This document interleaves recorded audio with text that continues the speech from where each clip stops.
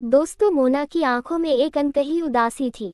वो हर रोज अपने पति आकाश के घर लौटने का इंतजार करती, उसकी आवाज सुनने को तरसती। शादी को 4 साल हो चुके थे, लेकिन अब वो समय बदल चुका था। पहले का वो प्यार जो मोना को सांसों की तरह महसूस होता था, अब कहीं खो गया था।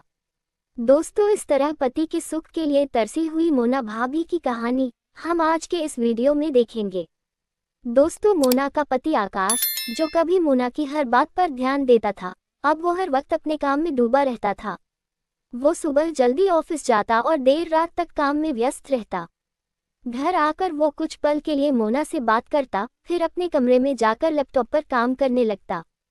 मोना के लिए ये दिन रात एक जैसे थे, बस अकेलेपन की लंबी घड़ियां।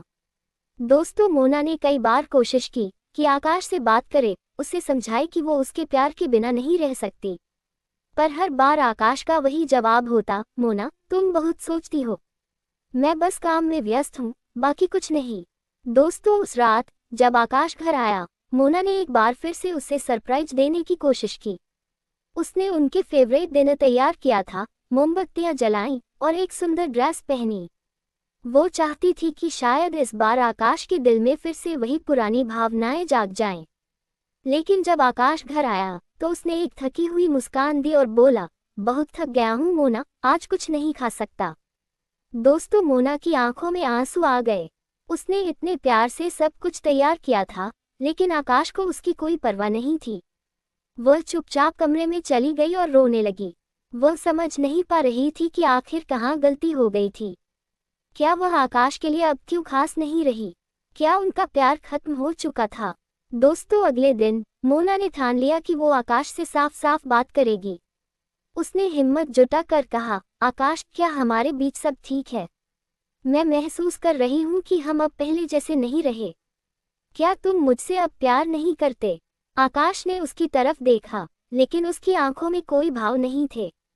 ऐसा कुछ नहीं है मोना, मैं बस काम में व्यस्त हूँ। तुम फालतू में ये सब सोच रही हो। दोस्तों, ये जवाब मोना के लिए काफी नहीं था। वो जानती थी कि बात सिर्फ काम की नहीं है, लेकिन वो भी और कितना प्रयास करती। उसने धीरे धीरे खुद को अकेलेपन से घिरते हुए महसूस किया, और एक दिन गुस्से में मोना ने खुद से सवाल किया, क्या मैं अपना सारा जीवन इसी इंतजार में बिता दूंगी? उसने फैसला किया कि अब वह खुद की खुशी के लिए जिएगी। तब तक उसे उसका पुराना बॉयफ्रेंड राजू की याद आई। दोस्तों, राजू अपने नाम की तरह ही टपोरी था, और इसी वजह से मोना के पापा ने मोना की शादी उससे न कराते आकाश से कराई थी। आकाश एक पढ़ा लिखा और अच्छा कमाने वाला बंदा था। उसके पास सब कुछ था, और उसने शादी के बाद मोना को कुछ कमी महसूस नहीं होने दी। लेकिन दोस्तों, आजकल उसका प्यार शायद काम की प्रेशर से सूख गया था, और यही बात मोना को खाई जा रही थी। मोना ने थोड़ा देर सोचा, बाद में उसने अपनी दोस्तों सारिका को कॉल किया और उसके पास से राजू का नंबर लिया। दोस्त, 5 साल बाद राजू से बात करने से मोना फुली नहीं समा रही थी। उसे ऐसा लगा जैसे राजू ही मेरी खुशी है। दोस्तों, आज मोना और राजू फिर से कांटेक्ट में आ गए हैं, और इससे मोना बहुत ही खुश है। उधर दूसरी तरफ आकाश अपने काम में बिजी है। दोस्तों, अच्छा है या बुरा है ये पता नहीं, लेकिन आजकल मोना की जिंदगी में राजू ने फिर से एंट्री मारी है। उनका ये रिश्ता कहाँ तक जाएगा, ये तो भगवान ही जाने। दोस्तों, आपको क्या लगता है, क्या मोना सही कर रही है?